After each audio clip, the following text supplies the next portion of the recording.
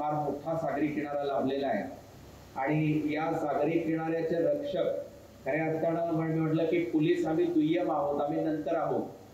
सर्वप्रथम रक्षक आपण आणि आपले पूर्वज आणि कित्येक पिढ्यांपासून आपण या देशाचं संरक्षण करत आहात. ते आमचे सर्व सागरी सुरक्षा दलाचे सर्व जवान. आपल्याला कल्पना आहे की भारत देशाला सर्वात मोठा जर धोका कुठून आहे तर तो पाण्यातून आहे आणि याचा प्रत्यय आपल्याला 2 वेळा आला. एक म्हणजे 1993 ला जेव्हा बॉम्बस्फोट झाले तेव्हा, आणि दुसरा म्हणजे 26/11 जेव्हा हल्ला झाला तेव्हा.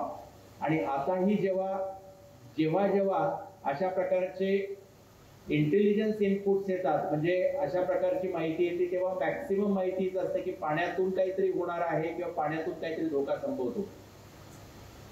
आणि म्हणून आपल्या दृष्टीने हे अत्यंत महत्वाचं आहे. रायगड जिल्ह्याचा पोलीस फोर्स हा 2000 लोकांचा आहे आणि रायगड जिल्ह्याची जी समुद्र किनारा आहे तो 122 किलोमीटर आहे आणि आपण जर खाडी वगैरे जर पकडली तर तो आणखी जास्त आहे.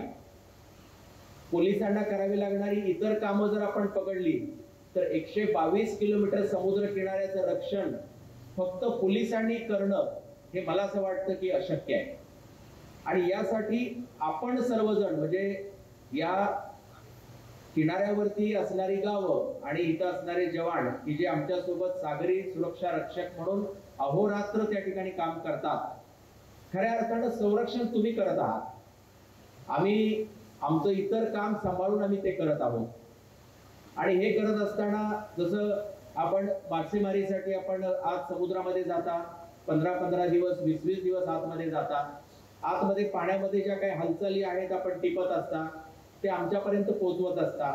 आणि या निमित्तानं आम्ही तेच म्हणत असतो की म्हणजे एखाद्या पोलीस ठाण्यामध्ये जर 40 लोक काम करत असतील तर आम्ही त्यांना तेच म्हणतो की तुमच्याकडे म्हणजे मच्छीमार सोसायटीचे गावं किती आहेत, तर प्रत्येक गावामधले 100-100 लोक असे जर 10 गावं आहेत तर 1000 लोक किंवा 1000 जवान आमच्या सोबत काम करतायत. आम्ही म्हणतो आम्ही फक्त 40 नाही, हे 1000 लोक आमच्या सोबत काम करतायत. आणि मला या ठिकाणी सांगायला आनंद होतोय की ज्या पद्धतीनं म्हणजे अनेक वेळा आपल्याकडून अशा काही आम्हाला माहिती मिळालेल्या आहेत आणि त्या माहितीच्या आधारावरती आपण मग ते समुद्रामध्ये मिळणारे चरसची पाकिटं असतील किंवा आणखी काही घटना असतील त्यामध्ये आपण निश्चित चांगली भूमिका पार पडू शकलो. यामध्ये आपल्याला कल्पना आहे की इतर पण म्हणजे शासकीय यंत्रणा जसं नेव्ही आहे, त्यानंतर कोस्ट गार्ड आहे, त्यानंतर फिशरीज डिपार्टमेंट आहे, MMD आहे, तसंच पोलीस विभाग आहे. रायगड जिल्ह्याचं भौगोलिक स्थान आणि आजूबाजूला असलेले जे काही महानगर आहेत, या महानगराच्या अनुषंगानं सागरी सुरक्षेसाठी एक विशिष्ट योजना, कार्ययोजना आखणे आवश्यक होतं. कारण या जिल्ह्याला 122 किलोमीटरचा सागर किनारा लाभलेला आहे. महत्वाचे जेट्टीज असतील किंवा महत्वाच्या प्रोजेक्ट असतील हे रायगड जिल्ह्याच्या आजूबाजूच्या परिसरामध्ये उभारले जात आहेत. त्यामुळं इथलची सागरी सुरक्षा खूप महत्वाची होती.